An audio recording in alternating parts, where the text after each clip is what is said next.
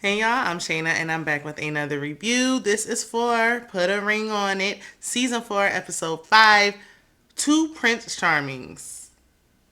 I don't know how that title fits this episode, but it don't even matter. We're gonna go ahead and get straight into it because I got to catch up on these reviews. If you're new here, I do TV show reviews. I have all types of content. Be sure to check out my other content on my channel. Also, if you enjoyed the video, if you're new or if you're not, if you do enjoy, please do me a solid and be sure to subscribe to help me grow this channel. It will help me out a ton. Like the video, comment. It will help push it through this crazy YouTube algorithm. I appreciate it for sure. And let's just go ahead and get into it. So we pick up where we left off last week with Jasmine and Zay's meeting with Dr. Stacy.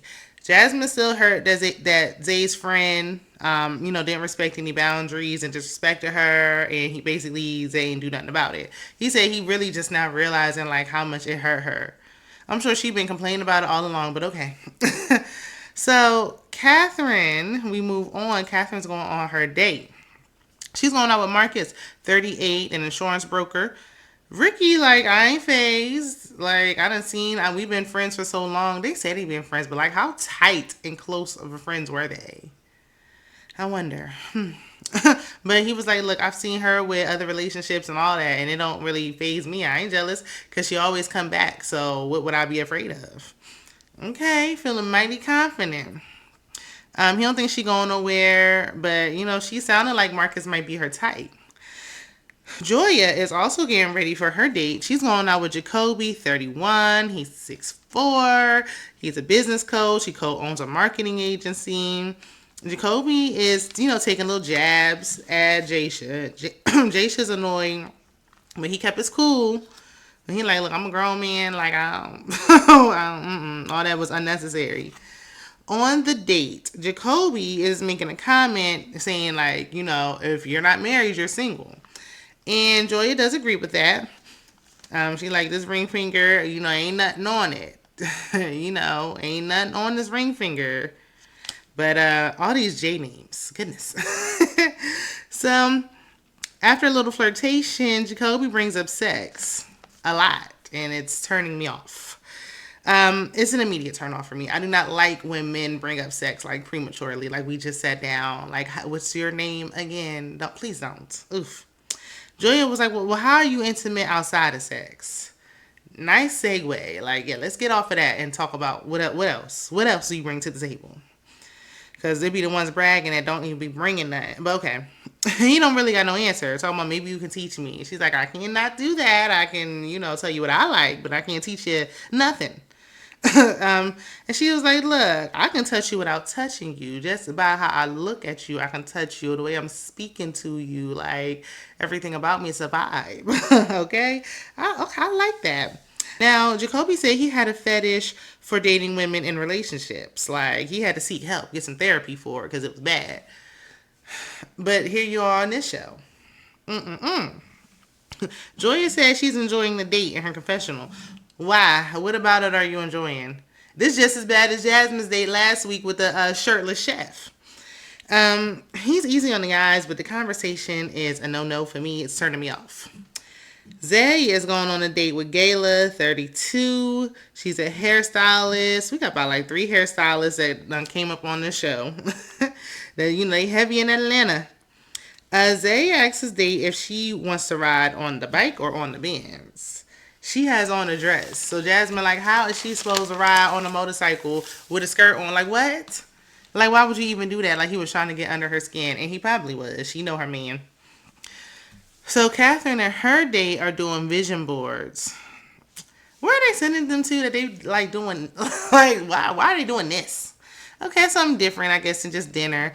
Joya, she getting all the dinner dates. Everybody else got to be doing all these activities. They realize they're both from Dallas, and they are attracted to each other. They're flirting real heavy, and they both came to Atlanta for business. She said she came for business, but I thought she came for Ricky. She's a hairdresser, so that's what she's here for. Didn't know that. Okay, there go another one. Marcus doesn't have any kids, which is music to Catherine's ears. That might be what she need in her life. Like, I wouldn't even be mad at it if she just went off of Marcus. I really would not. She does mention that she needs more romance for Ricky. And he was like, well, put it on the vision board, manifest it, speak it into existence. Like, Zay, he on a date and basically it's giving like interview. I felt like it was giving an interview too. Like, the way he was just asking all the questions, she wasn't like really reciprocating. And that's why I felt like an interview. Like, he's like, oh, do you have any kids? And she's like, yeah, 2. And he's like, oh, what's the ages? 11 and 8. Like, are you going to ask him, does he have any? We don't know still. It's still a mystery because you ain't asked. Reciprocate the questions. Make it a conversation. She said she moved to Atlanta because of the military, the Air Force. I don't know if she's in the military because she said she was a hairstylist too. I don't know if she's in the military as well because she did make mention about getting married again. So it sounds like she has an ex-husband. I don't know if he was the reason. I don't really know. Finally, she did ask him about the issues in his relationship. And he said, low-key, his alter ego, he liked to turn up. And you really need to let that go. You got gray in the beard. It's time to hang it up. Flat screen. Okay?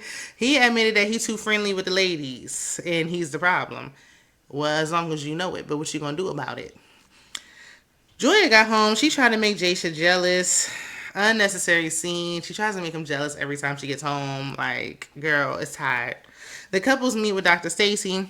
Jasmine attempts to talk about her date, but they keep cracking jokes. And Dr. Stacy was like, you're deflecting. Okay? It's making you uncomfortable. You're trying to crack these little jokes to get out of it. Hush so we can hear about the date. And he like, ooh, nobody ever called me out on that before. Like, ooh, it's getting hot up in here. It's hot. I'm ready to get out the kitchen. I'm like, nobody called you out on that before? Wow. Neither one of them wanted to go on second dates. Their dates were underwhelming, so no shock there. Jaisha said he wanted to go on a second date with Thirsty Brittany, and I'm like, why? Like, I did. She was coming on too strong. Joya was like, well, she gonna go on a second date with Jacoby then. I don't know if it was to make him jealous or she really was interested. His ego don't need no more boosting, okay? I would not be going out with Miss Cecilia girl again, but okay. Ricky explains to Catherine that, she don't really give him a chance to miss her. Like, they always together. He don't really miss her. Catherine is heated. She like, look, I try to encourage you to leave. And Dr. Stacy like, wait a minute, let's hear what he got to say. We don't want to hear it from your point of view right now. Wait, we don't need your perspective. We're trying to hear what he got to say. And she like, we share a car. I'm the one helping with all the kids in the house. Why you sign up for that? Especially when you don't got none. And their confessional, she said, you made it seem like I'm always smothering you, and in these 6 months I haven't done anything to grow my clientele. And Ricky was like, how you get all of that out of what I said? She said everybody felt it. That's what everybody heard. No, sis, we didn't. Everybody did not hear that. You are projecting. Okay. We hear it now, loud and clear, from you, because you just exposed yourself. She starts snapping because she's upset. She's like, look, I'm the one helping with the family. I'm the one taking the key. You ain't never even took your son to practice. I'm the one that always do it. Girl, just be single. Let it go. Let it go, honey.